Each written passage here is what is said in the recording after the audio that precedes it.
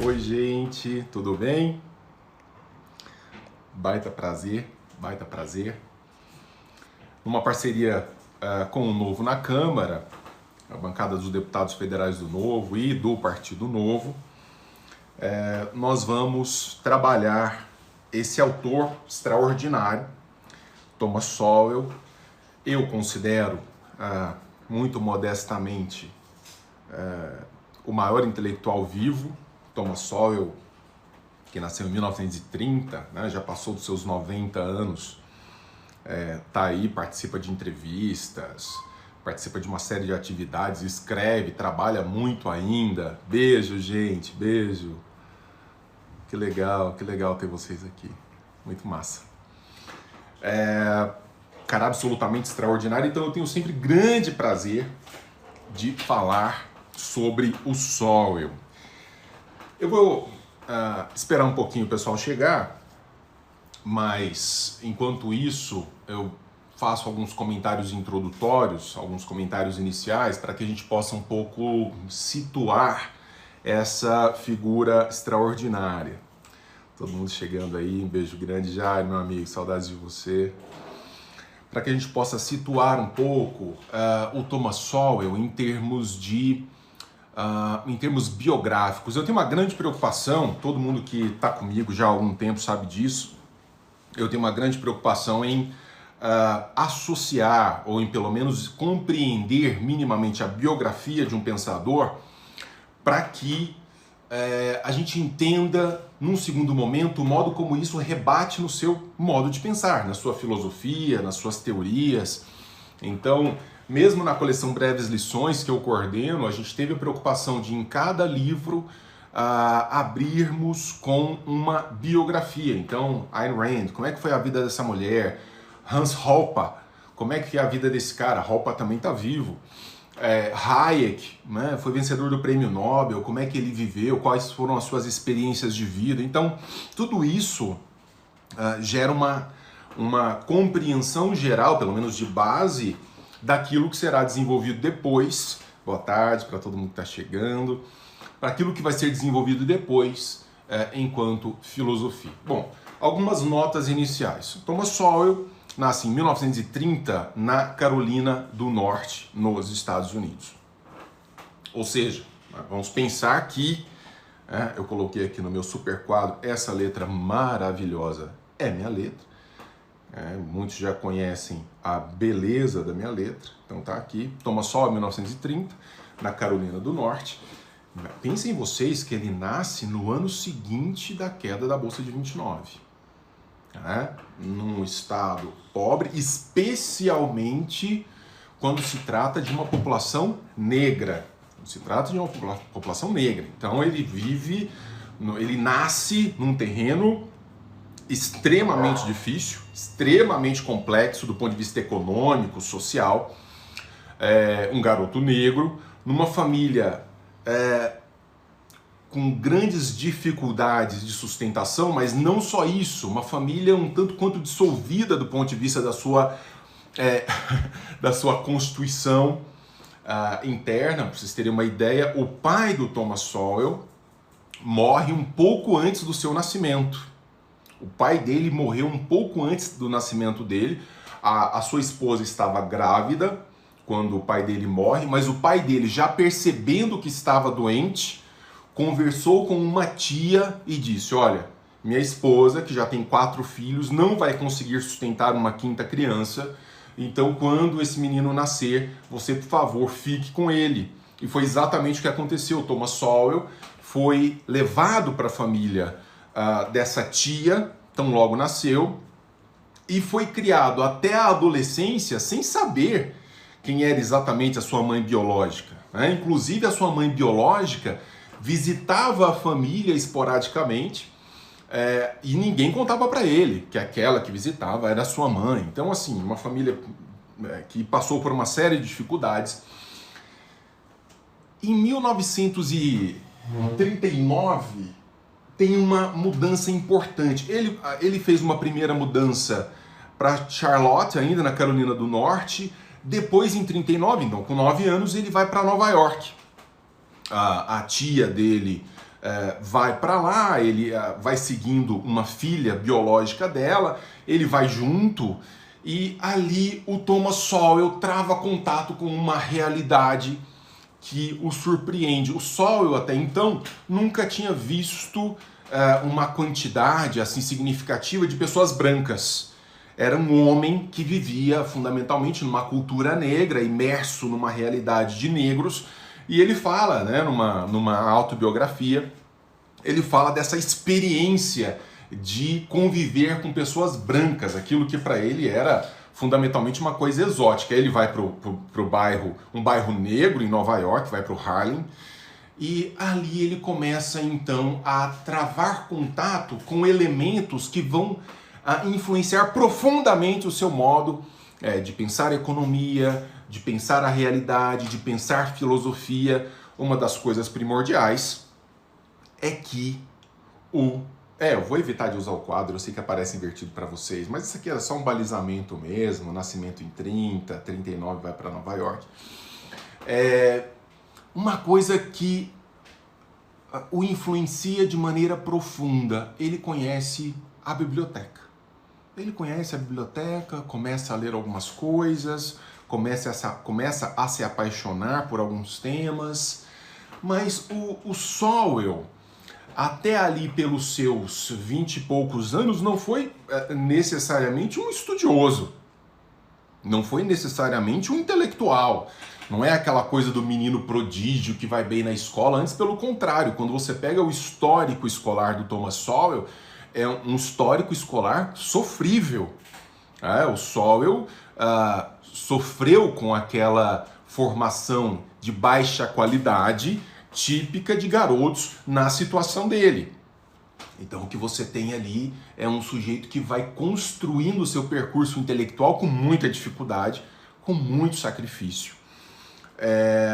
Faz uma faculdade interessante, assim, meio que com um esforço extraordinário. Ele estuda em Harvard, ele faz Harvard, forma-se.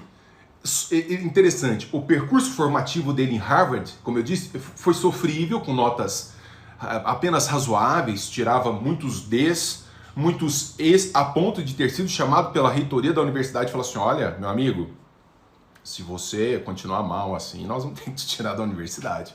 Então ele passava fins de semana estudando muito, trabalhando muito para conseguir recuperar todo esse processo formativo péssimo que ele teve anterior. E vamos dizer que ele só consegue se projetar como um bom estudante exatamente com a sua monografia de final de curso. Quando ele escreve a monografia de final de curso, em função da qualidade, é que ele se projeta e se forma exatamente com distinção. A formatura do Thomas Sowell se dá com distinção até num nível muito superior daquele nível que tinham os seus colegas de curso que tiravam só notas melhores do que a dele. Mas interessante que nessas notas ruins, uma nota se destacava como boa, que era a nota relativa às disciplinas de economia. Então ele já começou a entender o que realmente fazia sentido para ele, o que ele queria estudar. Agora, pasmem, né? O Thomas Sowell foi por muitos anos um marxista. Ele foi um marxista. Ele leu o Capital. Na verdade, durante a graduação ele teve essa preocupação de ler todo o Capital, independentemente dos comentários, e fazer uma apropriação daquela leitura. E foi um cara que ficou muito seduzido pelo texto de Marx. Ele mesmo coloca na autobiografia dele, diz assim: Marx me tocou profundamente, muito em função também da situação, das situações pelas quais eu passei enquanto indivíduo, pela minha história de sofrimento. Então, é interessante como o marxismo o tocou também muito por uma questão emocional, muito por uma questão sentimental, muito em função da sua experiência subjetiva. Só que aí tem um ponto de viragem. O Sowell começa a travar contato com uma bibliografia diferente, Stigler, Peirce, e se interessa então por fazer um mestrado exatamente com Stigler. Quando ele foi tentar fazer um mestrado com Stigler, Stigler muda de universidade, vai para a Universidade de Chicago, e ele, meio puto da cara, faz o mestrado em 9 meses, simplesmente aperfeiçoando um pouco o que nós chamaríamos hoje de TCC, né, a sua monografia de final de curso, faz um mestrado em 9 meses e vai para a Universidade de Chicago, onde ele conhece Milton Friedman. Milton Friedman foi foi o homem que, em contato com Sowell, tirou dele todo esse ranço marxista da sua formação, e a partir dali nós começamos a chegar ao Thomas Sowell que nós conhecemos.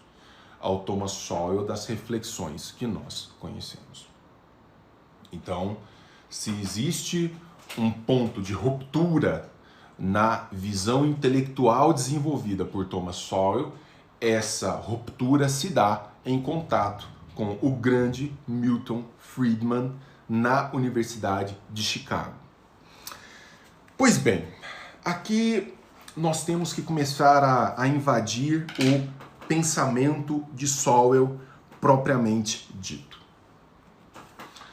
Sowell, nesse seu percurso biográfico, ele vislumbrou, ele frequentou grupos os mais diversos, grupos de elite, grupos de pessoas pobres, grupos de negros submetidos a um racismo torpe. Para vocês terem uma ideia, quando o Sowell vai para a 7ª série, a família dele celebra. A família dele faz uma comemoração e diz assim: ninguém da nossa família nunca chegou à 7ª série. Nunca chegou à 7ª série. Então a família celebra. E ele se lembra que nessa 7ª série ele participou de uma espécie... Como é que chamam esses negócios que os meninos vão para uma fazenda? Uma espécie de retiro. Uma espécie de retiro da escola. E ele era o único menino negro no retiro da escola. Só depois contaram para ele que ele estava fazendo parte de uma experiência sociológica de introdução dos negros na convivência com os alunos brancos. Até então não tinha, os negros não iam para os retiros da escola, isso era uma coisa reservada aos brancos. Então, o que eu quero chamar a atenção de vocês aqui, percebam, o Thomas Sowell teve todos os motivos do mundo para desenvolver um ressentimento rançoso, uma espécie de visão pessimista em relação, e mesmo vitimista em relação àquilo que tinha vivido, e o modo como ele poderia ver a elite, como ele poderia ver a atuação dos brancos, como ele poderia ver a atuação de grupos econômicos privilegiados. Então ele teria todas as desculpas possíveis e necessárias para defender pautas coletivistas, pautas interventoras. E o que nós temos, moçada, é o exato oposto disso. Mas por que o exato oposto disso? Porque Sowell percebeu muito cedo, eu falo por volta dos 29, 30 anos, porque se ele nasceu em 30, ele trava o primeiro contato com Milton Friedman, Stigler, Peirce, por volta de 59, então com 29 anos, 30 anos, ele percebeu ali o seguinte, que existe uma enorme diferença entre experimentar sentimentalmente, experimentar emocionalmente algo e encontrar as verdadeiras razões de ser desse algo. Há uma enorme diferença entre perceber algo e dizer que esse algo se dê exatamente da forma como eu percebo. O que acontece no mais das vezes é que nós não fazemos a passagem daquilo que nós experienciamos, daquilo que imediatamente nos afeta para aquilo que mediatamente, portanto não imediatamente, mediatamente explica a causa, a razão de ser daquilo que imediatamente se parece com uma coisa qualquer.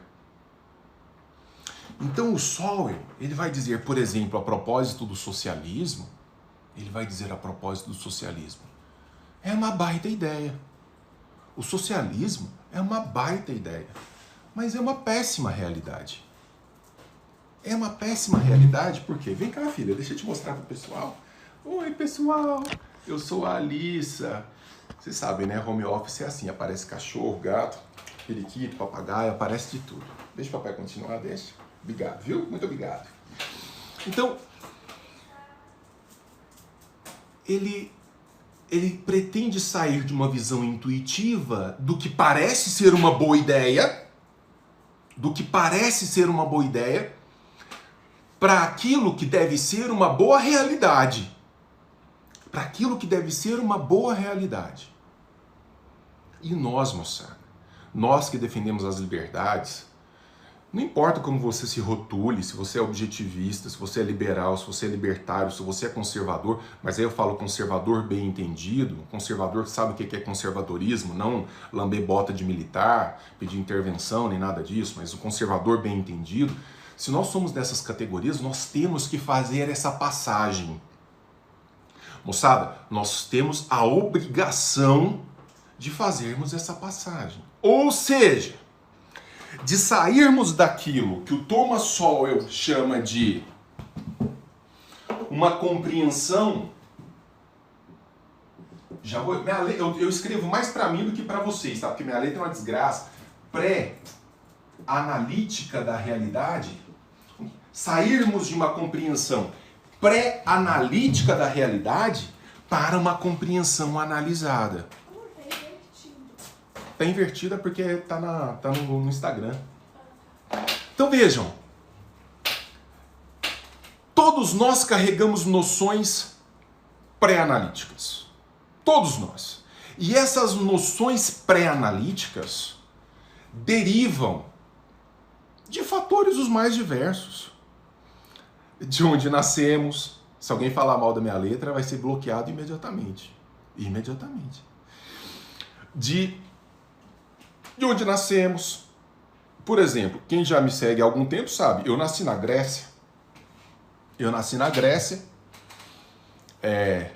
Todo lindinho, todo gostosinho, apresentado ao mar grego e tudo. E depois, muito cedo, fui levado para Araguari, interior de Minas Gerais, onde fui mediante violência e aí lá eu fui registrado.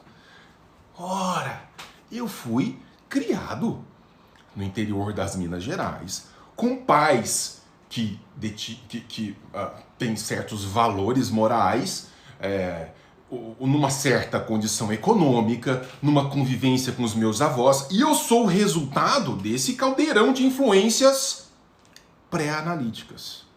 Pré-analíticas. E todos nós carregamos isso. Todos nós carregamos isso. Isso que o Thomas Sowell chama de intuições pré-analíticas. Agora, nós precisamos fazer a passagem.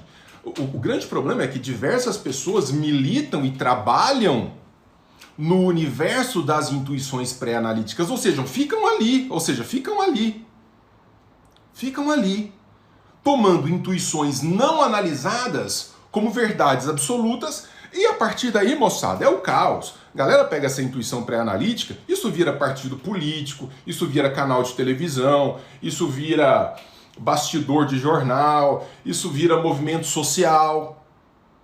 Uma série de elementos que são retroalimentados a partir de intuições que não foram exatamente examinadas.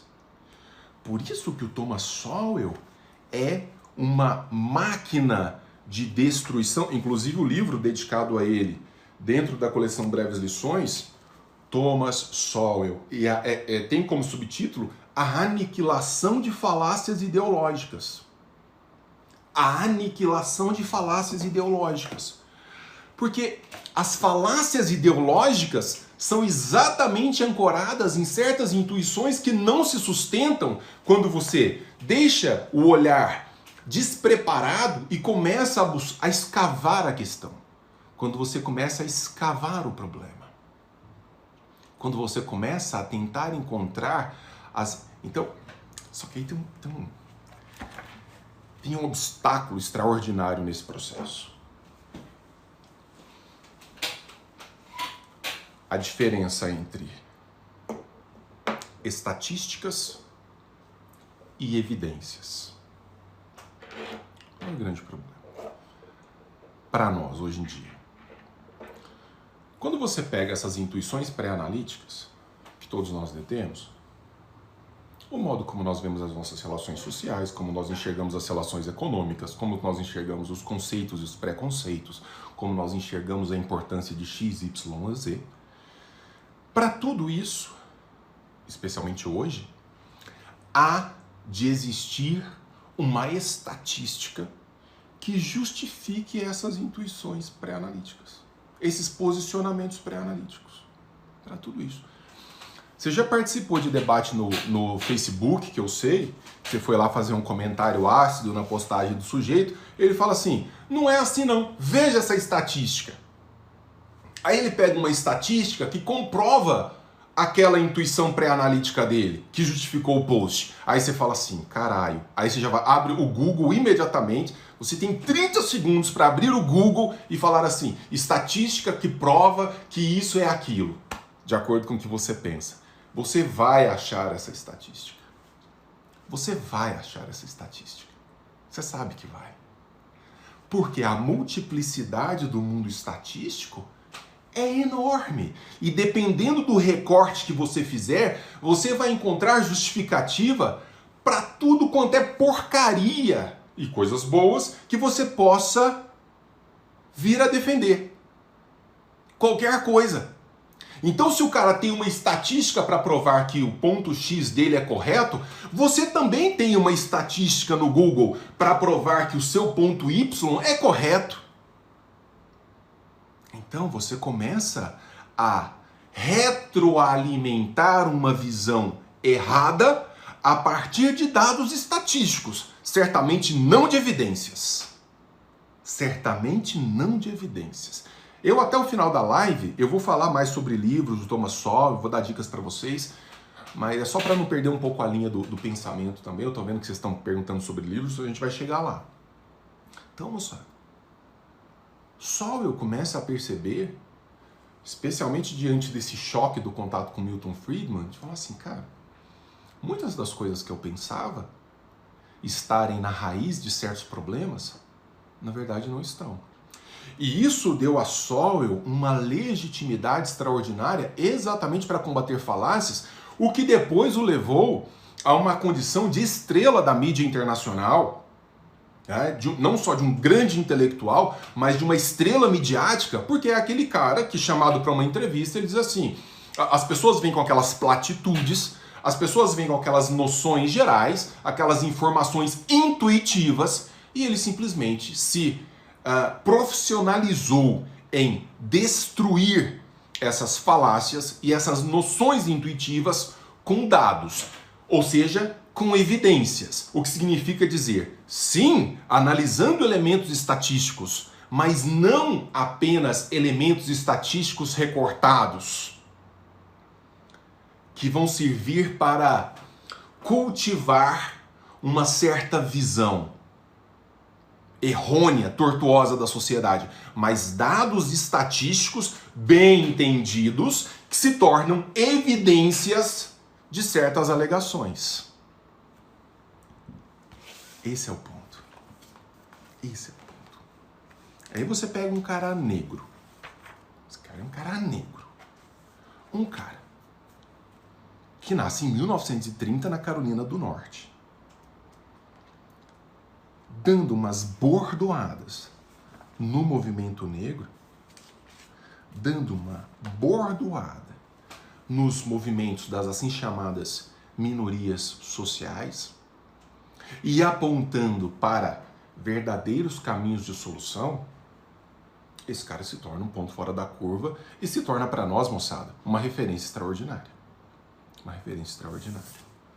Então Sowell é um cara que, por exemplo, vai dizer, olha, vocês falam sobre... Não, tem uma passagem aqui que é um negócio incrível.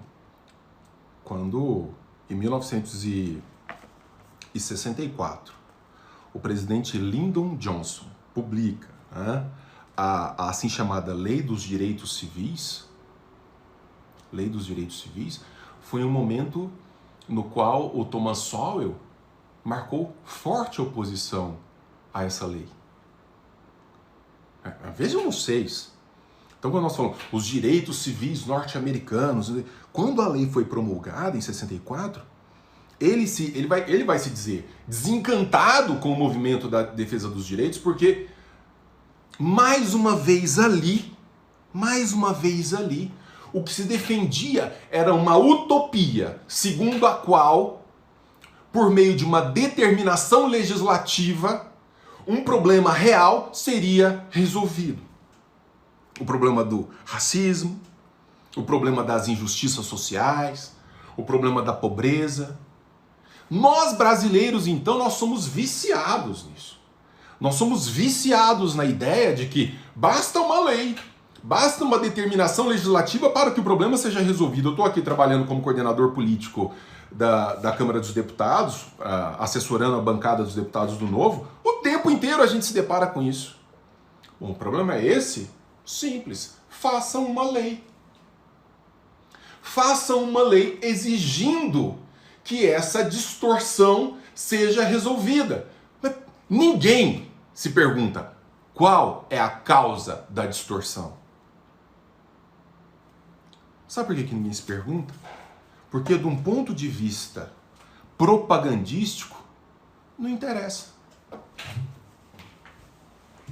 Não interessa, moçada. De um ponto de vista propagandístico, pouco importa a razão de ser de uma certa distorção ou de um problema.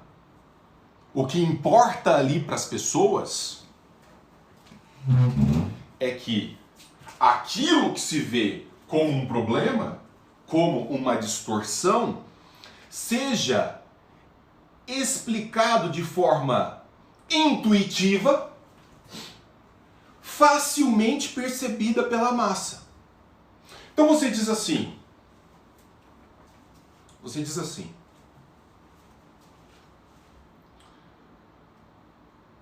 o Brasil é o país recordista mundial no assassinato de pessoas trans. Brasil, recordista. É um dado estatístico.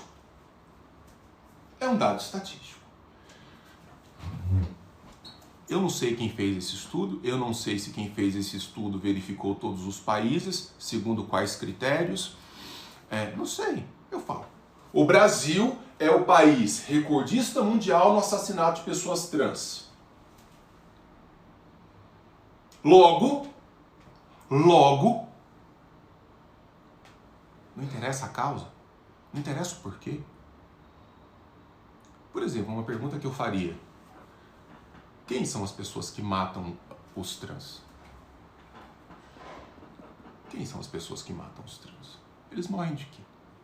Eles morrem em que situação? Não interessa. Eu dou um dado, esse dado se torna uma verdade absoluta, e essa verdade absoluta justifica, por via de consequência, a intervenção do Estado como forma de garantir que isso não mais acontecerá. Sabe qual é o problema? A intervenção do Estado nunca vai resolver. Nunca vai resolver. Porque as causas sequer são conhecidas. A razão de ser é completamente desconhecida. Mais negros morrem, não sei o que. Eu tenho um querido amigo, Paulo Cruz, que fala que é do movimento negro, mas de um movimento negro racional, que fala assim, Mas sabe quais são quem mais mata negro? Negro. Não pode falar, não pode falar. Você tem que dizer assim. Você tem que aparecer na televisão assim. Se um vigia negro mata um negro, você diminui a importância do vigia negro ser negro, ressalta a ideia da vítima ser negra e divulga esse viés. E divulga é esse o ponto, porque esse ponto vai retroalimentar aquilo que o Thomas Sowell vai chamar de a visão dos ungidos. Quem são os ungidos? Quem são esses indivíduos sagrados no seio da sociedade? São aqueles indivíduos selecionados para justificarem, ou aparentemente justificarem, não justificarem, legitimarem políticas enviesadas, inspiradas em emoções pré-analíticas. Então você começa a incensar algumas pessoas.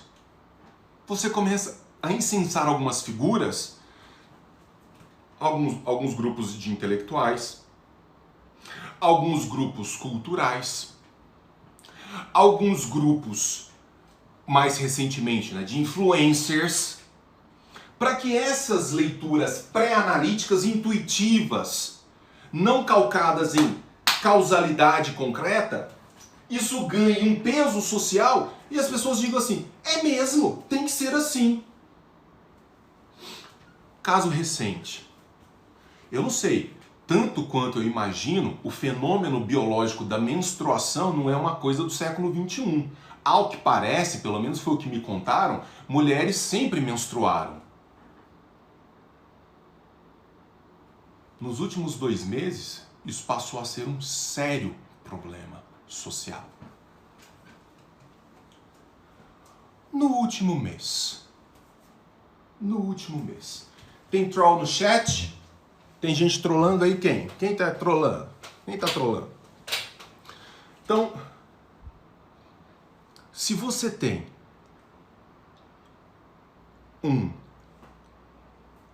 é interessante que os ungidos, eles escolhem, vocês querem, eu posso aqui, pessoal, só fazer o seguinte, eu posso desligar os comentários, pelo menos enquanto tá rolando o encontro, e depois a gente avança, pode ser assim? E depois, mais pro finalzinho, eu volto a ativar os comentários, tudo bem? Porque senão a gente fica vendo os comentários e esquece do que é mais importante aqui. Então vamos lá, vou fazer isso, peço a compreensão de vocês, vou desativar os comentários por enquanto. Pronto, que aí a gente presta atenção no que realmente precisa prestar atenção. Então, é interessante como que os ungidos, que são os porta-vozes dessas... Oi, filho, você também quer aparecer? Esse aqui é o Tales de Mileto, tá? Vocês conheceram a Alissa Rosenbaum e esse aqui é o Tales de Mileto. Quando você quer trabalhar dentro do espectro do ungido, o que você faz? Você simplesmente escolhe alvos. Você seleciona alvos um após o outro para que as suas pautas intervencionistas e ungidas nunca deixem de sair de moda. E o que é pior, são pessoas defensoras das liberdades individuais, muitas vezes até com um certo percurso intelectual, que caiam nessa esparrela sedutora da visão do ungido. Que não justifica um ponto de vista pela sua razão de ser, mas simplesmente pela sua aparente importância. Vocês podem perceber. Thomas Sowell diz assim, isso é inevitável. Em geral, os ungidos deslocam discussões econômicas, culturais, sejam questões importantes para a sociedade, educacionais, deslocam para o elemento moral. Para o moral. Essas discussões, elas se tornam, no fim das contas, discussões de natureza moral. Sempre. Sempre. Só eu dar um exemplo clássico. Uma vez eu até falei sobre isso numa outra aula sobre ele. Você pega um número objetivo, estatístico. As mulheres recebem, em média, menos do que os homens. Verdade. Isso é um número estatístico. As mulheres, em média, recebem menos do que os homens. O que os ungidos fazem? O que a mídia faz? Ninguém vai atrás da razão de ser disso. Ninguém vai procurar compreender a estatística para que a estatística se torne uma evidência de fato. É uma estatística. Logo, a defesa da tese deriva daí de maneira imediata. Opa, as mulheres recebem em média menos do que os homens. Por isso, nós precisamos... Eu estava discutindo aqui, eu cheguei a Brasília há 6 meses. A coisa de 1 mês, mais ou menos, um pouco mais, um pouco menos do que isso, nós estávamos discutindo de novo questões salariais relativas às mulheres. E aí um dos nossos parlamentares tomou a palavra citando Sowell, e a primeira resposta que veio a ele foi assim: machista. Machista. Eu te dei dados e você me responde como machista? Ou seja, você precisa moralizar. Moralizar no sentido de tornar moral, tornar uma discussão ética um problema que não é ético. E aí o Sowell começa a decompor esses dados. Diz assim, espera aí. Sim, as mulheres em média ganham menos do que os homens. Mas se isso for uma verdade absoluta, por que homens são contratados? É a primeira pergunta mais óbvia que o Tales de Mileto, meu cachorro, se faria. Se as mulheres, em média, ganham menos do que os homens, por que homens são contratados?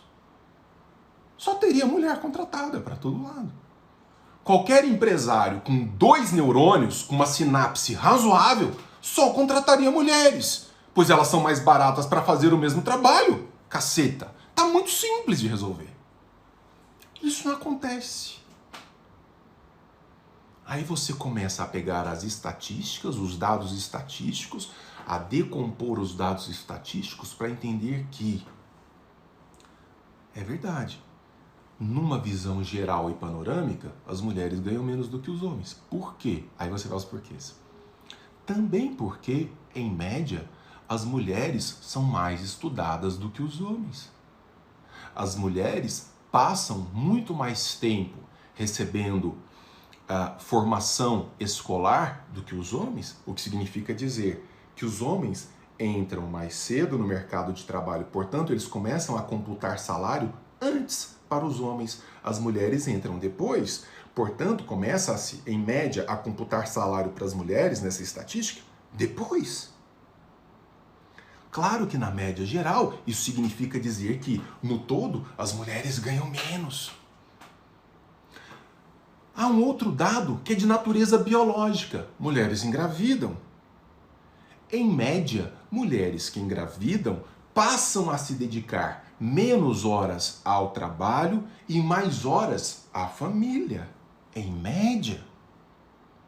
E como elas vão se dedicar mais, algumas até momentaneamente abandonam as suas carreiras para cuidar dos seus filhos, enquanto o homem vai ficar trabalhando para ajudar no sustento da família, muitas vezes isso é pactuado entre o homem e a mulher, isso faz com que a média salarial dos homens seja maior. Agora, quando você deixa a intuição pré-analítica e começa a analisar a estatística como se deve, ou seja, quando você começa a perceber, peraí, vamos pegar homens e mulheres com o mesmo grau de formação, com a mesma linha formativa, com o mesmo tempo de dedicação aos estudos, com o mesmo tempo de mercado, pasmem, o que você descobre? Que não há discrepâncias salariais. Que não há discrepâncias salariais entre homens e mulheres que ocupam cargos semelhantes, com linhas formativas semelhantes, com tempos semelhantes dedicados ao estudo ou ao trabalho. Mas é péssimo dizer isso. Aí você pega um deputado federal que no púlpito diz isso para os colegas e fala assim, moçada, o que vocês estão fazendo ao propor leis interventoras no mercado de trabalho para corrigir uma distorção que não existe é prejudicar a mulher no mercado de trabalho. É aquilo que Bastiat diferencia, diz, é o que se vê e o que não se vê. O que se vê parece muito bom. Nós estamos criando uma lei interventora para criar um equilíbrio onde existe um desequilíbrio, mas é um desequilíbrio que não existe, ou cuja razão de ser se justifica nela mesma. Pergunta se algum dia algum canal de televisão me chamou para falar sobre isso, ou chamou alguém que tem esses dados nas mãos para falar sobre isso. Não chama! Não chama por um motivo muito simples. Você precisa cultivar uma espécie de diferença entre essa visão dos ungidos e do resto, que é uma espécie de massa ignorante, que não entende muito bem o que está acontecendo. Então você desloca a discussão para o plano moral para desautorizar um sujeito, porque aí, se chega alguém e fala assim, escuta, esse dado que você está defendendo aí, ele é errado. Você está trazendo prejuízo para as mulheres e não benefícios. A pretexto de querer ajudar, você está destruindo a carreira laborativa das mulheres. Seu machista. Como, velho? Então você tem que desautorizar. Você tem que falar em... É maravilhoso. Quando vocês veem os coletivistas, os intervencionistas discursando, eles não só discursam erroneamente, se valendo de dados interpretados de acordo com critérios errôneos, mas eles tocam elementos emocionais. E é uma coisa que muito nos criticam, tá? A nós, liberais, libertários, conservadores, porque a gente tem que aprender a falar o coração. Um pouco é verdade, talvez a gente seja frio demais, porque como a gente tem razão nos números, a gente não tem muita paciência de ficar assim. Amigo, entenda, eu quero o seu bem, como os coletivistas fazem. Os coletivistas vivem disso. Ai, que dor! Eu imagino o sofrimento. Você tem que gemer, você tem que tremer a boquinha a lá Caetano Veloso, porque você tem que dar a emoção de uma realidade que só existe na imaginação fértil de algumas pessoas. Thomas Sowell, por exemplo, imaginem vocês, um negro norte-americano que viveu naquela situação. Ele chega simplesmente e diz assim: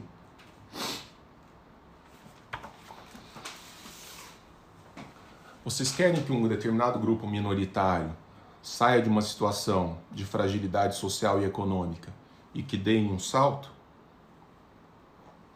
Parem de retroalimentar essa gente com políticas sociais paternalistas. Parem, simplesmente parem. Você sabe uma das vozes mais ferozes contra a política de cotas raciais, por exemplo? Thomas Sowell, esse cara aqui. Para quem gosta dessas idiotices, né, tem lugar de fala. Mais do que qualquer um negro gourmet do movimento aí, que não quer resolver o problema. Porque essa gente se retroalimenta do... Isso é o que nós temos que compreender. Os coletivistas, esses que ficam acenando virtude e levando todas as discussões para o plano moral, essa gente não quer resolver o problema. Eles vivem do problema. É muito diferente. Eles precisam do problema para justificarem as suas existências, a sua razão de ser. Liga a televisão hoje. Já vou voltar aqui ao que Thomas Sowell falou. Liga a televisão hoje. É como se você entrasse num shopping. Outro dia eu estava não sei onde, com a Bárbara, minha esposa, e com algum amigo, não sei. É como se você entrasse num shopping, da entrada até a saída, o cara entregando panfletinho. O senhor conhece a nossa loja? O senhor tem que comprar na nossa loja. Olha a nossa loja, o senhor não viu a nossa loja? Nossa, a nossa loja, o senhor não está vendo a nossa loja?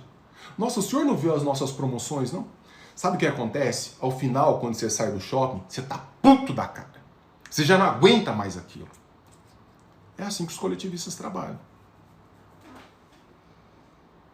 Então, não importa se um negro deu um tiro num negro na garagem tentando assaltar a casa dele. O importante é que o negro foi uma vítima. Não importa o que a mulher fez, deixou de fazer, não sei o que. Apareceu, morreu, morticínio, não sei o que. As causas não interessam. A razão de ser das coisas não interessa. O Sol, eu chego e falo assim, olha, desculpa, gente, eu fiz um estudo com dados que mostram o seguinte: políticas públicas vão mediocrizar a média dos indivíduos que pertencem àquela comunidade e não vão resolver o problema, como políticas de cota para ingresso na universidade, ou nas escolas, ou seja lá o que for. Não vão resolver o problema. Ah, mas eu não acho. Pois contrate um psiquiatra, porque eu não estou falando de achar. Estou falando de dados fáticos. Os fatos são coisas obstinadas. Os fatos são coisas obstinadas. Que não se dobram a conjunturas. Que não se dobram a achismos. Sinto muito. Ah, não, mas então você está dizendo que não funciona? Sabe o que faz com que... Tem uma frase clássica do John Adams, né, que é citada aqui já no início de um dos capítulos desse livro aqui, que é extraordinário, Os Ungidos, do Thomas Sowell. Essa edição dos Ungidos é própria do Clube Ludovico. Para quem gosta de receber bons livros em casa, o Clube Ludovico tem lá Os Ungidos, do Thomas Sowell. Ele cita, bem como epígrafe, essa frase do John Adams: fatos são coisas teimosas. E quaisquer que sejam nossos desejos, nossas inclinações ou os ditames das nossas paixões, eles não podem alterar o estado dos fatos e das evidências. Dos fatos e das evidências. Sabe o que dizem os fatos e as evidências? Você quer resolver mesmo o problema dos negros? Quer mesmo resolver o problema dos negros? Acesso à escola, ingresso à universidade? Não fazer de conta. Não trabalhar nos efeitos, mas trabalhar nas causas. Sem mediocrizar o nível médio estatístico da formação dos alunos, etc, etc. Faça como qualquer outro grupo social que enfrentou problemas semelhantes. Não dependa de lideranças desses grupos que sobrevivem da desgraça que dizem querer resolver. Então eles sobrevivem disso.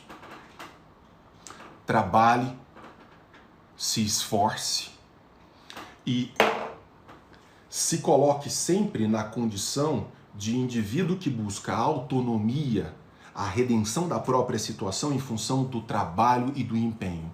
Onde isso aconteceu? Você você tem nações inteiras, grupos sociais inteiros que passaram por experiência semelhante, que eram submetidos, As meninas estão com dignidade menstrual. Ok. Quantas meninas? Em função do quê? Qual é a situação pela qual passam? Qual é a situação social? Que tipo de escolha fazem? Não interessa. Nós temos que criar um sistema nacional de distribuição de absorventes pagos com dinheiro público. Mas os caras não fazem assim. Eu tô falando porque eu tô aqui dentro da Câmara Federal, tá? Da Câmara dos Deputados. Eles não falam assim, vamos fazer um levantamento, vamos conversar direto com as indústrias produtoras produtoras de absorventes. Vamos ver quantas meninas realmente estão enfiando miolo de pão. Como é que funciona isso? Como é que é? Não interessa. Eles falam assim, vamos fazer gratuito pelo SUS. Então, em tudo quanto é lugar, vai ter. Então, qualquer pessoa quiser, mulheres ricas, pobres, não sei, a gente coloca lá. Qual que é o impacto orçamentário disso? Não interessa. Como é que a gente põe lá? É um direito. Desde 1988, o Brasil, em média, conta com 600 a 700 dispositivos a mais por dia. Positivos normativos, isso que alguém aí chamou de orgia legislativa. É uma orgia legislativa. Porque os ungidos estão sempre de olho. Não é para resolver um problema. É para criar uma narrativa. É para criar uma narrativa dolorosa. Não tem contrapartida. Eu não vi. Eu já fui diretor de universidade, tô aqui. Eu não sou exatamente um cara, vamos dizer, obtuso e alheio às coisas do mundo. Eu nunca vi o movimento negro, por exemplo, falando assim, esse negócio de cota aí, ó, eu quero educação lá na base. Quero educação lá na base. É lá que eu quero. Eu quero que você me dê condições de luta. Eu não quero que você me dê vantagens adicionais. E por que eu tenho que dar vantagens adicionais para os negros e não para as mulheres? E não para os deficientes? E não para os quilombolas? E não para os japoneses? E não para os italianos, que foram tratados muitas vezes como escravos aqui quando chegaram da Segunda Guerra? Para quem é que nós não devemos alguma coisa? Por quanto tempo nós vamos pagar essa dívida histórica? Quanto ela custa? Nós estamos completando agora 10 anos de cotas raciais dentro das universidades. Já estão pedindo de novo mais não sei quantos anos. Vocês querem apostar comigo que nós vamos ter mais? E o que isso repercutiu em termos qualitativos? No ensino, na ciência que nós produzimos, na ciência que nós produzimos. Então, nós começamos a criar falsos dilemas do tipo, o que nós devemos fazer? Como se nós tivéssemos que fazer alguma coisa. Como se nós tivéssemos que fazer alguma coisa. Muitas vezes nós não temos que fazer alguma coisa. Então eu vejo assim, as pessoas de rua, vamos criar políticas, isso é um exemplo do Tom Só, vamos criar políticas para as pessoas que moram na rua. Quais são as causas que levam uma pessoa a viver na rua? Ah, não interessa, porque se ele está na rua, nós falhamos enquanto sociedade. Ah, você tem que botar a culpa. As causas não interessam. Há uma irrelevância das evidências. Há simplesmente uma irrelevância das evidências. E pior do que isso, pior do que sermos sujeitos a esse tipo de visão equivocada, é que muitas vezes nós nos sentimos culpados quando, segundo critérios racionais, falamos assim, isso não pode ser assim. Esses números não podem estar certos. Não sei quantos, não sei o que a cada segundo acontece no Brasil. Com base em quê? Você enfia tudo dentro de um elemento estatístico, espalha isso e imediatamente vê um choque. E quando você começa a ir mais a fundo e fala assim, não, você vai imediatamente ser desautorizado pelos ungidos.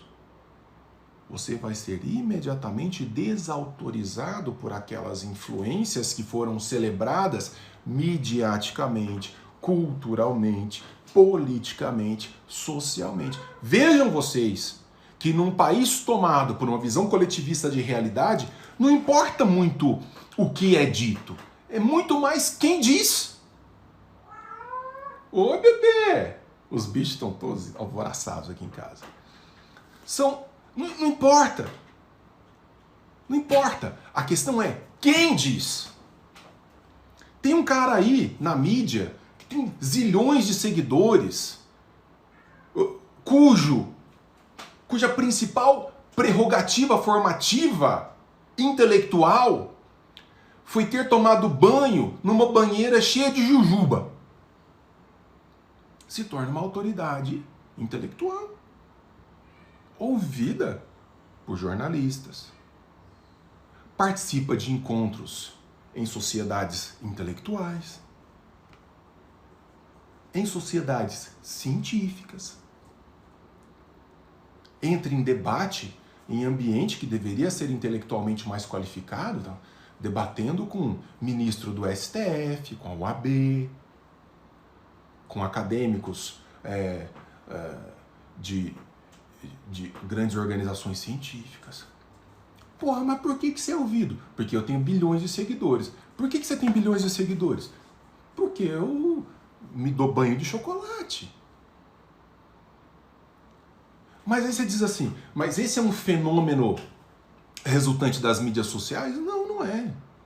Não é. Muitas vezes você tem uma classe de pessoas que estudaram realmente. Que estudaram, que pesquisaram, mas que são retroalimentadas, aí eu falo em termos literais, por uma máquina que depende delas. Por que que o intelectual liberal, libertário, por que que ele sofre retaliações dentro da universidade? Porque a universidade, frase do Sowell, é o único lugar do mundo no qual você pode defender ideias esdrúxulas e que não funcionam e continuar recebendo religiosamente o seu salário. Por que que o mundo real, por que que o mundo concreto olha hoje para a universidade com um certo desdém? Em especial a universidade brasileira, que a continuar como está, alguns estudos indicam que nós vamos cair na quase absoluta irrelevância da ciência, aspas, que nós produzimos até 2030. Por que que nós somos cada vez mais irrelevantes? Porque nós estamos preocupados com a lacration. Porque nós estamos preocupados em celebrar ideias, posturas e visões que não funcionam, mas que continuam a ter grande repercussão no seio da sociedade. É aí que nós chegamos àquilo que o Thomas Sowell vai chamar de o vocabulário dos ungidos. Vocês podem ver, essa galera tem um vocabulário próprio. Eu pego as intuições pré-analíticas, parecem boas. Então vamos trabalhar isso, porque essas intuições pré-analíticas, elas jogam a favor de modelos interventores. E quando ela joga a favor de modelos interventores, significa dizer que eu, que sou ungido, ganho em relevância. E ganhando em relevância, eu ganho também financeiramente. Eu ganho em repercussão social. Eu vendo mais, eu frequento círculos sociais, eu sou celebrado. Preocupação não é com a resolução dos problemas, não se engane. Acho que político está preocupado em resolver problema. Político bom é político que deixa você em paz para resolver os seus problemas. Esse é o político bom. O político bom é o político que está trabalhando para tirar as intervenções de cima da sua vida, os processos interventores de cima de você. Porque, primeiro, não tem nada que o Estado possa te dar que ele não tenha tirado antes. Segundo, uma solução estatal intervencionista é sempre muito pior do que o problema que ele está tentando resolver. Então, para isso, você cria adicionalmente uma questão vocabular, um léxico, um dicionário próprio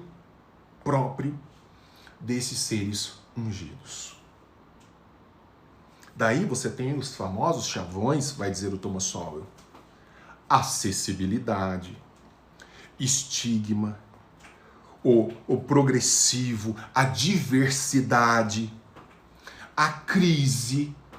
Então, por exemplo, é fundamental na boca dos ungidos e dos coletivistas falar assim, estamos diante de uma grande crise.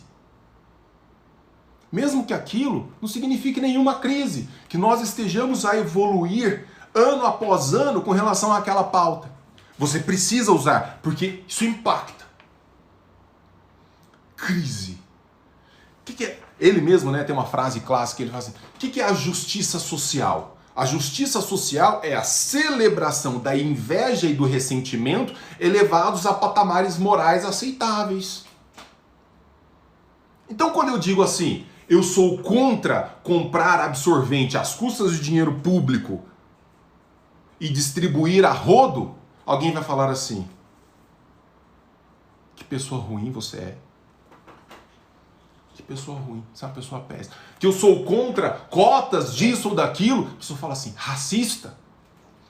Se eu sou contra políticas interventoras no mercado de trabalho que supostamente vão colaborar com XYZ, se CLT fosse bom, teria no mundo inteiro, é uma merda. Salário mínimo é uma coisa que condena as pessoas ao desemprego, mas não é bom falar isso, não soa bem. Você tem que falar na crise, você tem que falar no serviço público. Você tem que dizer ao homem comum, isso faz parte do processo da construção da visão do ungido, que ele não é capaz de cuidar de si mesmo.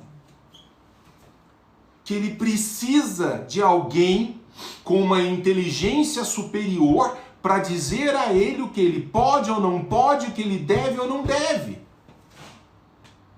E para isso, por exemplo, você pode observar, você tem que trabalhar com a dissolução de elementos sociais naturais. Por exemplo, você tem que destruir a ideia de família. Você tem que destruir a ideia de família.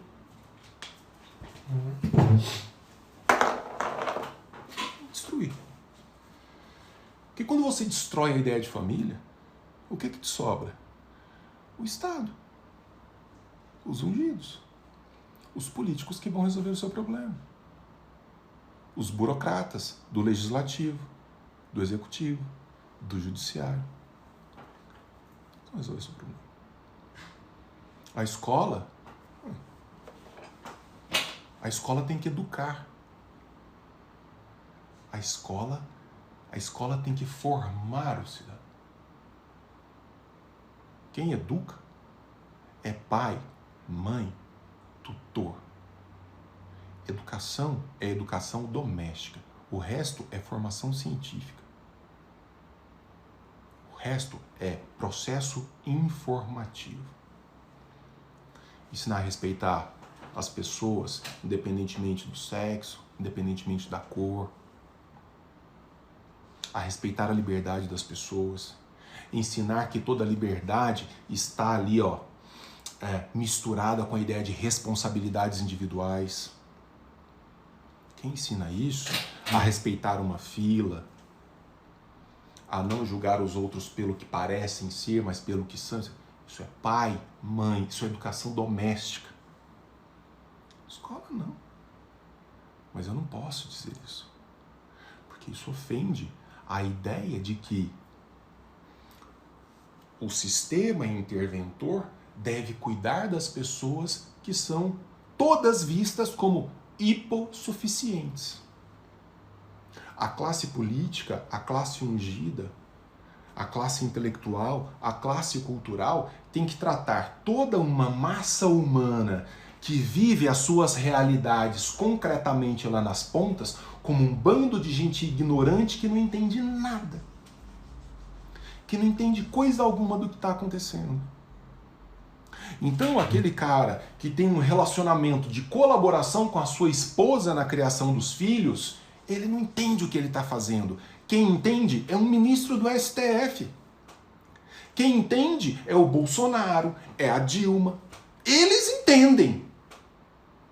É o ministro da Educação, não é a diretora da escola. Não é o bairro, não é o conselho de pais e mestres. Quem entende os problemas da escola é um burocrata engravatado, enfiado numa salinha em Brasília, num país em dimensões continentais, oferecendo soluções mirabolantes para esse país todo. Para isso, eu dependo desse vocabulário.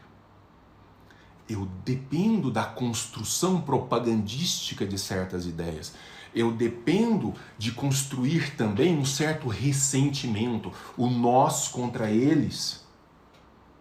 Eu dependo disso. Não por outro motivo, para nós defensores das liberdades é tão difícil trabalhar. Porque nós não trabalhamos nas instâncias sentimentais e pré-analíticas.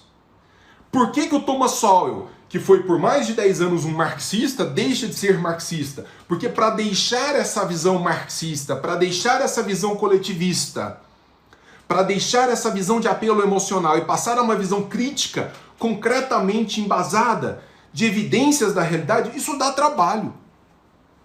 Isso tem que fazer pensar. Quando eu falo, por exemplo, dessa dissolução da família, o Engels queria colocar isso no texto. O Marx, muito inteligentemente, foi lá e falou assim, não coloca isso aqui não. Isso aqui tem que ser trabalhado. Então, por exemplo, quando a gente fala em homeschooling, em escola dentro de casa, vocês viram o julgamento do STF sobre isso? É de uma arrogância.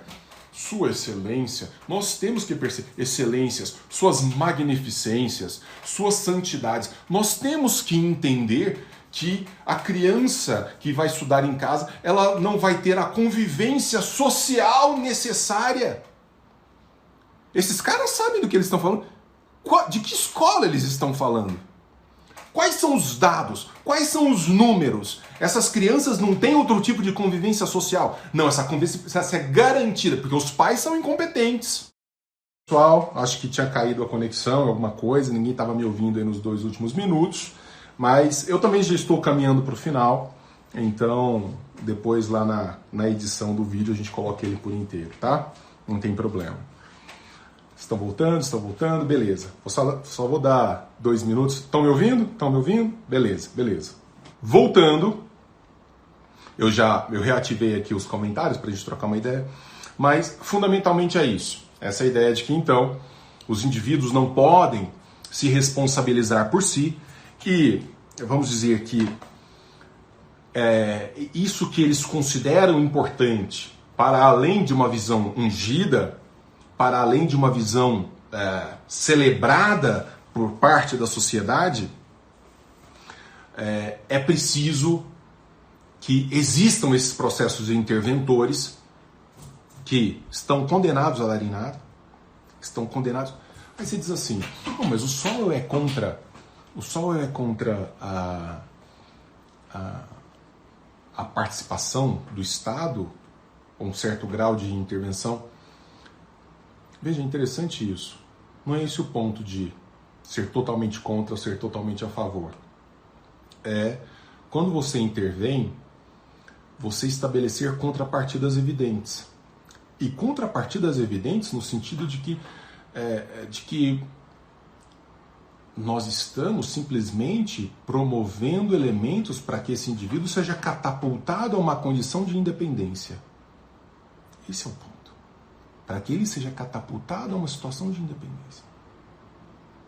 Então, não se trata de um Estado que vá dar de presente nada. Até de presente nada. Não oferecer, né? Não. Quais são as contrapartidas envolvidas nesse processo? Você se lembra daquele não sei o que Sem Fronteiras que foi criado no Brasil, aquele programa de não sei o nome, não estou lembrado agora, Pesquisador Sem Fronteiras, Estudante Sem Fronteiras, não sei o que. É a farra total. Você pega uma pessoa, enfia dinheiro e vai para o exterior. Qual é a contrapartida? Peraí, se eu estou colocando dinheiro em você, para que você se forme, quero uma mão de obra qualificada, quero que isso repercuta. Não, simplesmente. Brasil Sem Fronteiras, obrigado. Ciência Sem Fronteiras, não é Brasil. Ciência Sem Fronteiras. Então, o sujeito vai lá. Eu me lembro que nessa época eu estava em Coimbra, fazendo um pós-doc, e conversando com um dono de um bar, ele falou assim, nossa, ainda bem que vieram os brasileiros aqui, porque eles só ficam nos bares a semana inteira. Eu falei, como assim? Não, esse pessoal do Ciência Sem Fronteiras, o programa foi extinto. Porque você não cria elementos de contrapartida. Então, nós vamos aplicar políticas de cota. Ok, mas enquanto isso, qual que é o trabalho que está sendo feito lá na base? Não está sendo feito. O que mudou na política educacional brasileira? Nós temos um dos piores sistemas educacionais do mundo. Do mundo. O que ele mudou em 10 anos de aplicação das cotas? Não interessa. Não é esse o ponto. Não precisa mudar. Vocês entendem? Então, você está falando assim, alguém comentou aqui o negócio de SUS. Thomas Sowell fala isso, fala assim, as pessoas realmente acreditam que os indivíduos são incapazes de cuidar por si mesmos dos seus ganhos para promover acesso à saúde, mas acreditam que um bando de burocratas que sugam esse dinheiro que esses indivíduos produzem sejam capazes de coordenar ações mais efetivas de atendimento público. Então, quer dizer, a ideia de se privilegiar ações interventoras estatais significa dizer, eu sou um incapaz, mas o burocrata tem uma condição superior. Por isso que nós celebramos políticos como se fossem... Tem uma amiga que mora na Inglaterra, ela me mandou uma mensagem, ia conversando sobre isso, ela falou assim, Denis, eu andei aqui um dia conversando com os ingleses assim, aleatoriamente. Eu falava assim, perguntava, o que você acha de viver num regime monarquista, parlamentarista e com a rainha fulana, com o primeiro-ministro fulano? Ela falou assim, Denis, em 10 vezes, de 10 perguntas me respondiam sempre a mesma coisa. I don't care. Estou me lixando. É essa a resposta que se dá numa civilização que preserva um certo grau, ainda que reduzido, de liberdades individuais. De liberdades individuais. O que você acha do... O Brasil é um país que sabe o nome dos ministros do STF. Dos ministros do STF. Você sabe como um bom juiz de futebol faz, quando ele faz o seu papel bem? Quando termina o jogo, ninguém sabe o nome dele. Ninguém sabe o nome. A função dele foi exercida com excelência a ponto dele passar despercebido no processo. Despercebido. Ele não atrapalhou. Quando é que um juiz foi muito bem no jogo? Quando é que um juiz foi muito mal no jogo? Quando todo mundo fala dele no fim do jogo. Quando lá naquelas mesas redondas de comentário de futebol, faz, o juiz fulano de tal, não sei o quê. Como é que nós sabemos que o nosso sistema político é um lixo que causa distorções horríveis de natureza coletivista? Quando nós todos estamos envolvidos com nomes, figuras e pessoas e discutindo exatamente aquilo que... Uma vez eu participei de uma discussão muito engraçada ali na Câmara, que alguém falou assim, mas isso vai fazer dos políticos figuras inúteis? Com outro, exatamente, por isso que é bom. Por isso que é bom. Nós estamos num país que vota em pessoas simplesmente porque propuseram um número maior de projetos de intervenção, quando deveria ser o exato oposto. Quantos projetos você apresentou esse ano? Nada, nenhum. É você mesmo que eu vou votar. Quantas vezes você foi a Brasília esse ano? Quase não foi. Maravilhoso.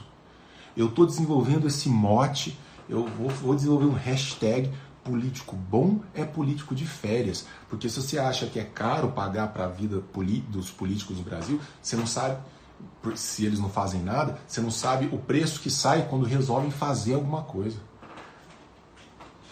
Um legislativo empenhado é uma desgraça. Então, por que eu estou aqui em Brasília, trabalhando com essa que é a melhor bancada, uma disparada, não tem nem como comparar, de deputados federais? Porque são caras que não querem ficar se metendo na vida, eles querem sair da frente da vida das pessoas. É tão simples quanto isso. Tão simples quanto isso. Sim, quando você olhar, Pri, é verdade, quando você olhar para político passeando de jet ski, passeando de bicicleta, de férias, não reclame. Ali ele não está fazendo mal. Quando é que você tem segurança jurídica no país? Quando o STF está em recesso. Está em recesso. Mas virou um presidente todo querendo... O Bolsonaro, enquanto ele não estava fazendo nada e ficava quieto, falou assim, não, resolve lá com o Guedes. Não, resolve lá com o Moro. Na hora que ele falou assim, agora resolve comigo, porque esse é o chefe aí, entende? Então essa é a questão. É tirar o entulho estatal, é tirar a visão dos ungidos da frente das pessoas, aniquilar esse vocabulário do ungido, aniquilar esse vocabulário que se pretende virtuoso, mas que não resolve problemas. O Roberto Campos nisso foi também genial, do tipo, nós não seremos salvos pelos caridosos, nós seremos salvos pelos eficientes. Porque em nome das ações coletivistas caridosas, nós condenamos um país inteiro a virar o Brasil que nós viramos. Quando nós começarmos a privilegiar as saídas eficientes que busquem os resultados. Agora, claro, a gente vai ter que aprender a comunicar isso às pessoas. Esse é um problema nosso. Nós precisamos chegar às pessoas e conversar com elas. Falar assim, cara, para além disso que parece, o resultado que você está obtendo é aquele outro. Obrigado a vocês. Eu vou encerrar aqui, eu sei que eu já falei demais, vou encerrar aqui com um caso que aconteceu no Rio de Janeiro, não me lembro exatamente, no começo do século XX, salvo engano. O Rio de Janeiro passava por uma série de problemas resultante da presença maciça de ratos, assim, uma peste, ratos se multiplicando. E é muito interessante isso como modelo do que se vê e do que não se vê. Olha, se eu tenho muitos ratos na cidade, o que eu vou fazer? Olha isso, maravilhoso. O que eu vejo? Muitos ratos. Muitos ratos. Rio de Janeiro está tomado de ratos. Qual a saída que o governador da cidade tomou? Assim, simples. Eu vou pagar tantos centavos por rato capturado. É genial. Tem muitas pessoas pobres e tal, eu coloco as pessoas para capturarem os ratos. Então, o cara traz 50 ratos, ou traz 200 ratos, ou traz... eu pago alguns centavos. O que eles fizeram? As pessoas mais pobres começaram a criar os ratos no fundo de casa. Então, moçada. E aí você teve uma explosão ainda maior de ratos na cidade. Quando o governo da cidade falou assim, eita, os caras estão criando ratos no fundo de casa para trazer os ratos. Não é isso, Roberta? Então, é o que se vê e o que não se vê. É a intenção versus o efetivo resultado. E para isso, nós precisamos abandonar aquilo que o Thomas Sowell vai chamar das estatísticas ahá. Das estatísticas ahá. Ele dá exatamente esse nome, tá, gente? Tem aqui um capítulo desse livro, Os Ungidos, que ele intitula exatamente isso. Um subcapítulo, ele fala, as estatísticas ahá. É aquelas que a gente usa nos debates no Facebook. Em vez de xingar o cara, você sai desesperado atrás de uma estatística que reforça aquela merda que você disse. Vai ter, fica tranquilo. Aí você fala, ahá, achei uma estatística. Aí você já vem todo com aquele peitão de pombo e taca na cara dele no comentário. Fulano de tal, veja aqui e aprenda. Pá! Solta a estatística, o cara fala, nu! Estatísticas cardíacas. Eu acho isso maravilhoso, porque ninguém está discutindo evidências. Está simplesmente discutindo achismos, aparências. Não é verdade, filha? Não é verdade? Gente, obrigado. Espero que vocês tenham se divertido. Vamos fazer o seguinte, estatísticas Tabajara. Né, grandona? Então, agora, brincadeiras à parte, eu sei o quanto é difícil, né? Nós, liberais, libertários, conservadores. É muito difícil porque nós também, dentro desse peito, bate um coração. Então, às vezes, a gente simplesmente analisa emocionalmente o fato, ou muitas vezes a gente se dobra a elementos políticos. Eu sei que eu estou falando para uma galera enorme aqui, que inclusive participa do Novo, filiado ao partido, ou mesmo gente que tem carreira política ou pretende ter carreira política. Então, moçada, tem uma coisa, e eu trago isso muito forte no trabalho que eu faço aqui, e que obviamente me faz sofrer às vezes, é a defesa de princípios. Quando você estabelece princípios evidentes, racionais e calcados na realidade, não dá para ficar negociando com esses princípios em nome desse vocabulário ungido, desse vocabulário adaptado pelos coletivistas emocionais. Mais empatia e não sei o quê, porque a gente acaba caindo numa esparrela, numa armadilha perigosíssima de natureza ideológica que vai simplesmente postergar a questão. A Ayn Rand fala assim, quando você negocia com o veneno e não com o remédio, não espere a cura do seu mal. Não espere a cura do seu mal negociando com o veneno, só com o remédio. Então, às vezes, mesmo que com um nozinho na garganta, a gente tem que falar assim, nesse ponto aqui não dá para ceder. Nós não podemos ceder nesse ponto. Isso aqui é um ponto principiológico.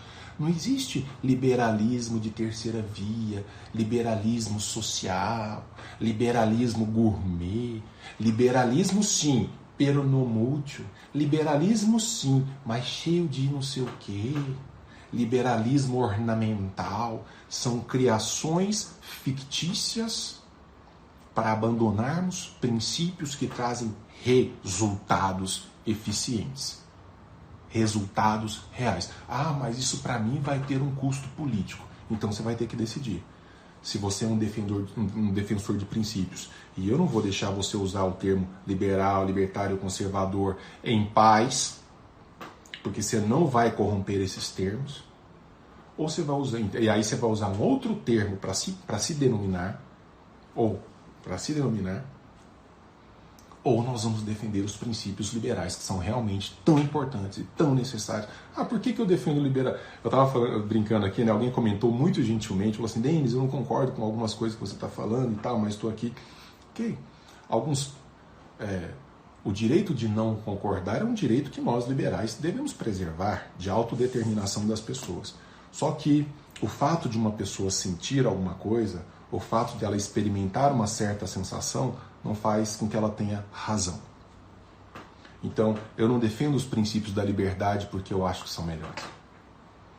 Se eu fosse preocupar com o que eu acho ser melhor, eu teria defendido princípios socialistas, ordoliberalismo. Então não é uma questão de achar. Quando eu falo que essa parede é branca, eu não estou falando, eu acho que essa parede é branca. Ela é branca e a gente pode discutir tudo a partir daí. Não é assim, não, porque eu não acho isso. Eu não acho isso. Para isso, existem psicólogos, psiquiatras, existem os importantes terapeutas. Para isso existe pesquisa, estudo. Eu também, eu queria ser um defensor das igualdades. Eu queria ser um defensor das ideias comunistas. Na hora que você lê aquilo, você fala assim, que trem lindo. Todo mundo igual, as pessoas avaliadas só pelo seu caráter. Nós somos profundamente desiguais. A desigualdade nunca foi um problema. O que é problema é ignorância, pobreza. E para combater isso, nós temos que atirar nas questões certas, nos problemas reais, e não nos problemas aparentes desenhados pelos ungidos. Quem quiser conhecer um pouquinho mais, o Clube Ludovico tem esse livro, Os Ungidos. Sol escreveu aos montes. Tem esse aqui que foi feito um livro de preparação para conhecer mais o Sol, inclusive tem uma parte biográfica dele, da coleção Breves Lições, e tem tantos outros. O Sol lançou em português um livro esse ano, Disparidades e me escapa agora, mas um livro que trata de educação, um livro extraordinário e tantos outros livros. E é interessante, e agora eu prometo finalizar, ele trata a coisa do ponto de vista teórico e traz exemplos. Muitos exemplos norte-americanos, mas que ilustram bem muito do que acontece no Brasil. E tá vivo, tá dando entrevista. Outro dia desceu o porrete naquele negócio Black Lives Matter. Conflito de visões maravilhoso. Então, obrigado. Discriminação e disparidades, Pri. Minha memória, sexta-feira, então, vai dissolvendo. Eu sou apaixonado. Mas eu vou combinar com o pessoal da liderança do Novo na Câmara, a quem eu agradeço muito pela iniciativa de ter trazido esse encontro para um público aberto. Esse é um curso que estava correndo fechado para os gabinetes e para a liderança, veio para um público aberto e eu espero replicar isso em parceria com o Partido Novo mesmo, para que a gente possa falar para mais pessoas, tá bom? Obrigado, Renato, obrigado, gente. Foi um baita prazer. Até às 22, né, Isa? E nós vamos repetir a dose. Tá mais do que prometido. Tá mais do que prometido que a gente repete a dose, tá? Obrigado por essa audiência numa sexta-feira à tarde. Beijo grande. Sempre na defesa das boas coisas. Tchau, tchau. Até a próxima.